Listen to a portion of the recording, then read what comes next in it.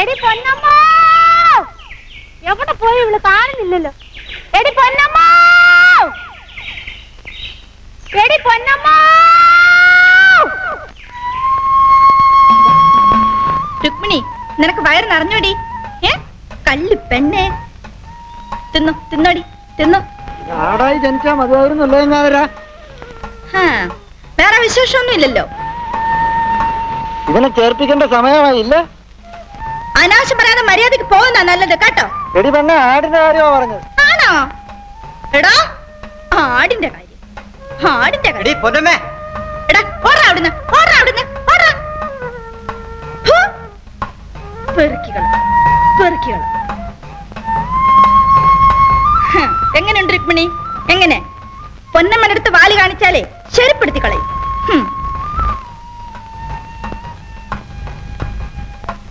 രുക്മിണി കണ്ടോ, കണ്ടോടി? ഈ പെണ്ണ് എവിടെ പോയിരിക്കുവാ? മോളെ വിലാസിനി, എന്താണ് മോള് പോയി പൊന്നമ്മ ചേച്ചി അവിടെ എങ്ങനെ നിൽപ്പുണ്ടെങ്കിൽ ഒന്ന് വിളിച്ചോണ്ടോ.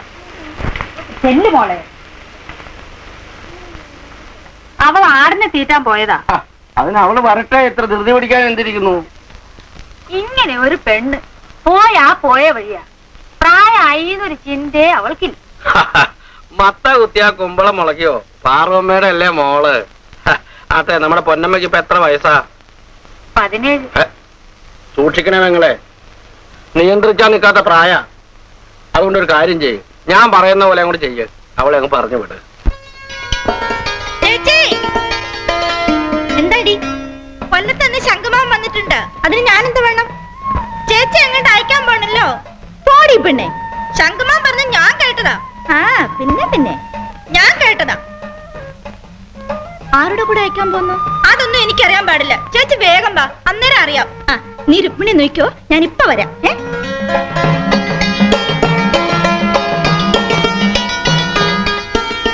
അതുകൊണ്ട് പാർവമ്മ ഒരു കാര്യം ചെയ്യും, പൊന്നമ്മേങ്ങ അയക്കും. അവര് നല്ല അന്തസ്സുള്ള തറവാട്ടുകാരാ. ഒരാങ്ങളെയും ഒരു പെങ്ങളും, അത്രേ ഉള്ളൂ.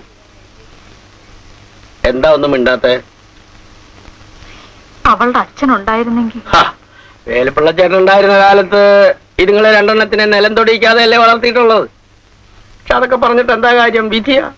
എന്റെ കുഞ്ഞുങ്ങളുടെ അച്ഛൻ അന്ന് സന്ധ്യക്ക് കടയും പൂട്ടി വെച്ച് ഇവിടെ വന്നതാ. എടി, പൊന്നമ്മ മോക്ക് മേടിച്ച ഓറഞ്ച് എടുക്കാൻ മറന്നു എന്നും പറഞ്ഞ് വീണ്ടും പോയി. പോണ്ടാന്ന് ഞാൻ പുറകെ നിന്ന് വിളിച്ചതാണ്.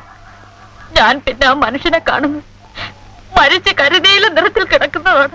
മൂർഖനായിരിക്കുള്ളൂ കടിച്ചത്.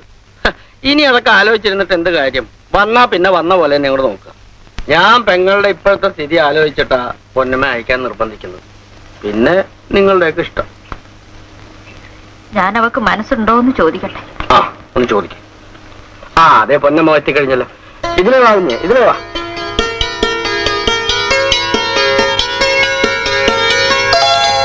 ഞങ്ങൾ നിന്റെ ഒരു കാര്യം ആലോചിച്ചുകൊണ്ടിരിക്കുകയായിരുന്നു. ഇനി നിന്റെ മനസ്സും കൂടെ അറിഞ്ഞാ മതി. നിന്നെ ഒരിടത്ത് അയക്കാനാ. കേട്ടോ പെങ്ങളെ, ഇവക്ക് അവിടെ പരമാനന്ദ സുഖമായിരിക്കും. ഒരാങ്ങളെയും ഒരു പെങ്ങളും മാത്രം. അതിൽ സരസ്വതി അമ്മ വിവാഹമൊന്നും വേണ്ടാന്നും പറഞ്ഞ് നാമജപവും ഭക്തിയും ആശ്രമവും ഒക്കെ ആയിട്ട് അങ്ങനെ കഴിഞ്ഞുകൂടുക. കൊച്ചനാണെങ്കിലോ കളക്ടർ ഓഫീസിലാ ജോലി. 10,400 രൂപ കൂടുതൽ ശമ്പളമുണ്ട്. പരമയോഗ്യ. അതുകൊണ്ട് ഇവക്ക് അവിടെ യാതൊരു ബുദ്ധിമുട്ടും ഉണ്ടാവാൻ പോണില്ല. ഞാനാ പറയണത്. നിനക്ക് സമ്മതമാണോ മോളെ? നീ മടിക്കാതെ തുറന്നു പറ. അമ്മയ്ക്ക് ഇഷ്ടമാണെങ്കിൽ. അവക്ക് സമ്മതമാണെന്ന് മാത്രമല്ല സന്തോഷവുമാണ്. എന്താ ഞാനൊന്നും കൂടെ ഇറങ്ങട്ടെ. അനിയന്റെ വീട്ടിലൊന്ന് കയറണം. അത്താഴത്തിന് ഞാനിങ്ങെത്തും. വെളുപ്പിനെ പുറപ്പെടേണ്ടതാ കേട്ടോ.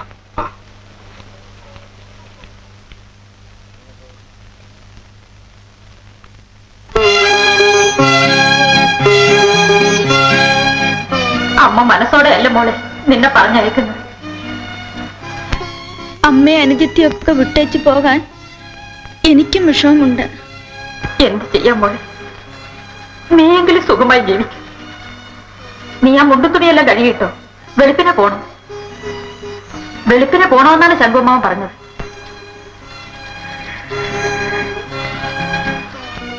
അപ്പൊ പെണ്ണ് കാണാനും ആലോചിക്കാനൊന്നും ആരും വരില്ലേ?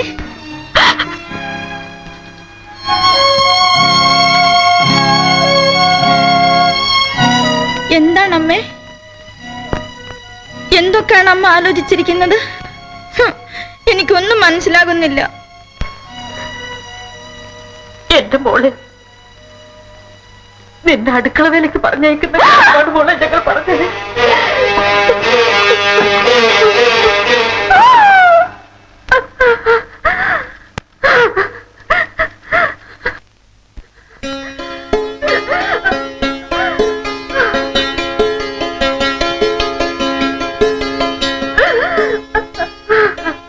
പെങ്ങളെ പെങ്ങളെ നേരം പോലൊന്നും എനിക്ക് ഇപ്പോഴേ പുറപ്പെട്ട ആദ്യത്തെ വണ്ടി കിട്ടും. രാവിലെ അങ്ങ് ചെല്ലുകയും ചെയ്യാം. പെങ്ങളെ പെങ്ങളെ പൊന്നമ്മ എണീറ്റോ?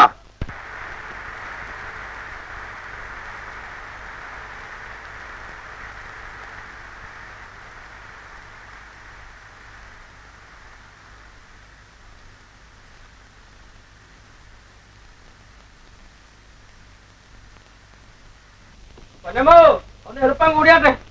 പെങ്ങള് വിഷമിക്കാതെ. അവക്ക് എന്തെങ്കിലും വന്നു പോകുന്നുള്ള കാരണം കൊണ്ട് പെങ്ങള് വിഷമിക്കണ്ട. അവര് അത്രയ്ക്ക് നല്ല ആളുകളാണ്. ഇപ്പോഴത്തെ വിഷമസ്ഥിതി ഓർത്ത് ഞാൻ അവളെ ചേട്ടനെ ഏൽപ്പിച്ചയക്കാം. അവളെങ്കിലും പട്ടിണി ഇല്ലാതെ വളരട്ടെ. അത് മാത്രമല്ല, ഒരു 2 കൊല്ലത്തെ ശമ്പളം സ്വരൂപിച്ച് വയ്ക്കാമെങ്കിൽ ആരെങ്കിലും കൊള്ളാവുന്ന ഒരുത്തിന്റെ കൈക്ക് പിടിച്ച് അവളെ ഇറക്കി വിടുകയും ചെയ്യും. ആ ഞങ്ങൾ ഇറങ്ങട്ടെ. അതേ പൊന്നമ്മ വന്നു.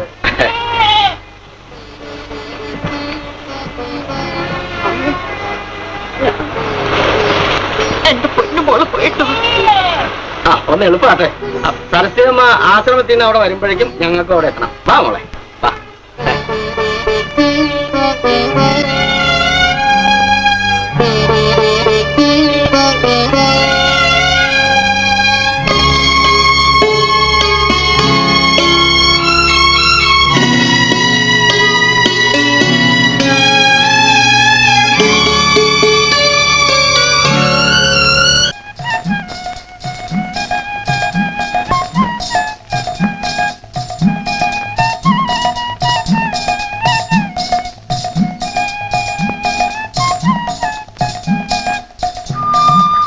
എന്റെ പൊന്നു ചേച്ചി, ഒരു പാത്രം കാപ്പിക്ക് വേണ്ടി ഞാനിങ്ങനെ കാത്തിരിക്കുക.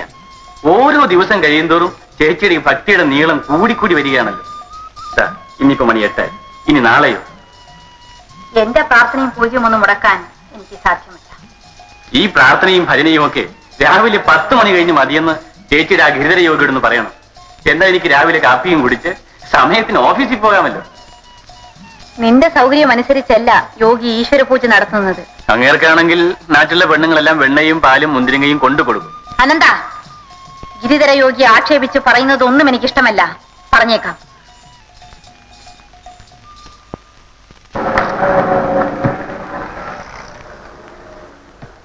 ഇതാണ് സരസ്വതിയമ്മയുടെ വീട്.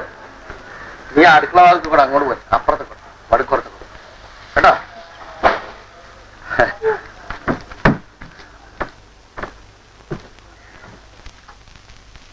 കൊള്ളാം. എന്താ കുഞ്ഞെ ഒരു മൗനം? എന്റെ ശങ്കുമാവ, ഇവിടെ ഒരു ഗിരിധരയോഗി വന്നു കൂടിയിട്ടുണ്ടല്ലോ, നമ്മുടെയൊക്കെ വെള്ളം കൂടി മുട്ടിക്കാൻ.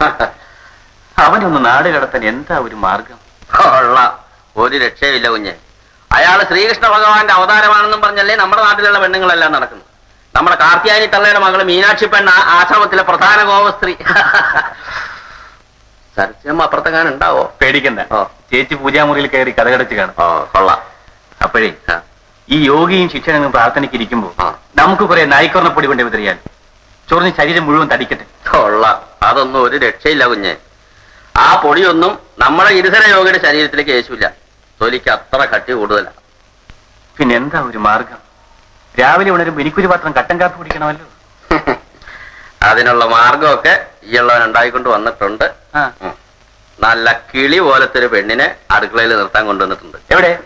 കുറച്ചു നാളായി സരസ്വതിയമ്മയും എന്നോട് പറയാൻ തുടങ്ങിയിട്ട്, ഒരു പെണ്ണ് വേണം, ഒരു പെണ്ണ് വേണം, ഒരു പെണ്ണ് വേണം എന്ന്. നല്ല മിടുക്കി ഒരു പെണ്ണ് ദേവ് അടുക്കൂർത്ത് അമ്മിക്കിടക്കുന്നുണ്ട്. ഗിരിധരന്റെ കൃപാകടാക്ഷം. ഗുരുവായൂരപ്പാ. ചേച്ചി പൂജ കഴിഞ്ഞ് ഇറങ്ങാറായി. ഗോപാല, കൃഷ്ണ, ഗുരുവായൂരപ്പ ഗോപാല ഗുരുവായൂരപ്പ. നീ ഏതാ പിന്നെ? ഞാൻ ശങ്കൊമ്മാന്റെ കൂടെ വന്നതാ. ഞാൻ കൊണ്ടുവന്നതാ. ഹോ, ഇങ്ങനെ ഒരു പെണ്ണിനെ കണ്ടുപിടിക്കാൻ വേണ്ടി ഞാൻ എന്തുമാത്രം പാടുപെട്ടു എന്നറിയാം. നല്ല ഉള്ളതാണോ ശങ്കുനായരെ? കൊള്ളാം, ശുദ്ധവും വൃത്തിയോ ഉള്ളൂ അവൾക്ക്. അവളുടെ വീടിന്റെ തെക്കുവശത്തെ കൂടെ ഒരു തോടൊഴുകുന്നുണ്ട്. തള്ളയുടെ കണ്ണ് തെറ്റിയാൽ ഉടനെ തുണിയെല്ലാം ഉരുങ്ങിത്തേച്ച് ആ തോട്ടിലോട്ട് ഒരൊറ്റ ചാട്ടം. ഇങ്ങോട്ട് വാ. ഇവിടെ അടങ്ങി ഒതുങ്ങിയൊക്കെ കഴിയണം. പിന്നെ ആണുകളോട് സംസാരിക്കാനൊന്നും പോകരുത്. ആ കാര്യവും അതിന്റെ ഭവിഷ്യത്തുകളും ഞാൻ നല്ലോണം പറഞ്ഞ് മനസ്സിലാക്കിയിട്ടുണ്ട്. ഓഹോ, ഇവിടെയാണ് ശംഖുമാവൻ കൊണ്ടുവന്നിരിക്കുന്നത്. അതെ അതെ. എനിക്ക് എവിടെയെങ്കിലും ഇനി സ്വൈര്യമായിട്ടിരുന്ന് ഈശ്വര വിചാരം ചെയ്യാമല്ലോ. എന്താ നിന്റെ പേര്? പൊന്നമ്മ. ആ, പൊന്നമ്മയ്ക്ക് മീൻകൂട്ടാൻ വയ്ക്കാനൊക്കെ അറിയാമോ? ഓ അറിയാം. മീൻ കൂട്ടാൻ വയ്ക്കലാണ് അവളുടെ ഏറ്റവും വലിയ മിടുക്ക്. മീൻ ഇറച്ചിയൊന്നും ഈ വീട്ടിൽ കയറ്റുകയില്ല. ഞങ്ങളാ പടിഞ്ഞാറും അവന്റെ വീട്ടിൽ അടുപ്പ് കൂട്ടിക്കൊള്ളാം. എന്താ പൊന്നമ്മേ? മീനും ഇറച്ചിയും നാരായണ നാരായണ. ഓ, നീ വാ. ഇതെന്ത്? കുളിച്ചതാണോ? കുളിയൊന്നും അവള് തെറ്റിക്കാറില്ല. എന്നാ ഇതാണ് അടുക്കള. ഒരു നല്ല കാപ്പി ഇട്ടോണ്ട് വാ. നാരായണ നാരായണ. ചേച്ചി ഇനി ഉച്ച വരെ വേണമെങ്കിലും പരീക്ഷ.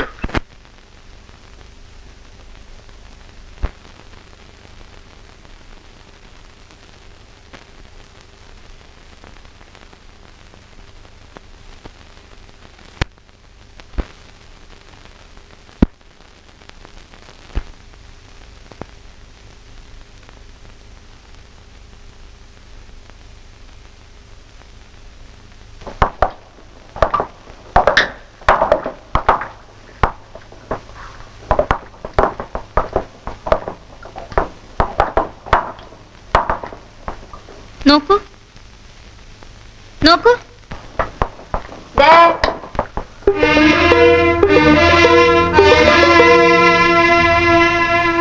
ഈ വെള്ളം നല്ലതാണോ? വിറകിപ്പ കയറിത്തരാം. വിറകല്ല, വെള്ളം. നീ എന്താ അവനോട് ചോദിക്കുന്നത്? അവൻ പൊട്ടനാണ്. എടാ പൊട്ട, വെള്ളം കോരി വെച്ചോ? വച്ചു. പുറത്തുള്ള ജോലിയെല്ലാം ഇവൻ ചെയ്തോളൂ. കുറച്ച് പൂ പറിച്ചുകൊണ്ട് വരണം. എനിക്ക് നേരത്തെ ആശ്രമത്തിൽ പോകണം. ഇത് കഴിഞ്ഞിട്ട് കുറച്ച് വിറക് കീറി കൊടുത്തിട്ട് പോയിക്കോ. മറ്റുള്ള ജോലിയെല്ലാം ഇവൾ ചെയ്തോളും. ഇവളിവിടെ നിൽക്കാൻ വന്നതാ. പറഞ്ഞതെല്ലാം കേട്ടോ? കേട്ടു.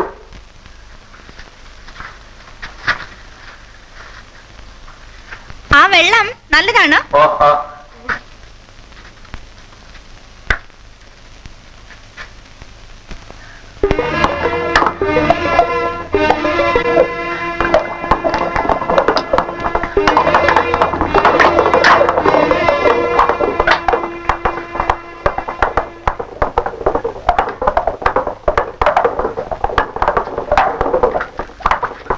ഭക്തജനങ്ങളെ, സത്യമൊന്നു മാത്രമേ നിത്യമായിട്ടുള്ളൂ. അതാണ് സായുജ്യവും. ഭാര്യയെന്നും പുത്രനെന്നും മാതാവെന്നും ഉള്ള ചിന്ത വെറും മായയാണ്. ആ മായങ്ങൾ നിങ്ങളുടെ മനസ്സിനെ മുക്കി മോക്ഷപ്രാപ്തിയും നിത്യാനന്ദ പദവിയും നശിപ്പിക്കാതിരിക്കൂ. ഭഗവാനെ രാധാരമണ ഗോപിക വല്ലഭ. ഗുരു, ഒരു സംശയം. ശിഷ്യ മീനാക്ഷി, എന്താണ് സംശയം കുഞ്ഞെ? ഭാര്യയും കുഞ്ഞുങ്ങളും വേണ്ടെന്ന് യോഗീശ്വരൻ കൽപ്പിക്കുന്നല്ലോ. ഭഗവാൻ ഗോപസ്ത്രീകളുമായി കഴിഞ്ഞത്? ഭഗവാൻ ഗോപസ്ത്രീകളുമായി നടത്തിയ മാരലീലകൾ പരമമായ സായുജ്യമാണെന്ന് മനസ്സിലാക്കൂ കുഞ്ഞെ. അനേക നാരീ പരിരംഭ സംഭ്രമസ്ഫുരൽ മനോഹാരി വിലാസലാലസം. ഭഗവാൻ ശ്രീകൃഷ്ണൻ പരമാനത്തിൽ ലയിക്കുന്നത് അങ്ങനെയാണ് മീനാക്ഷി.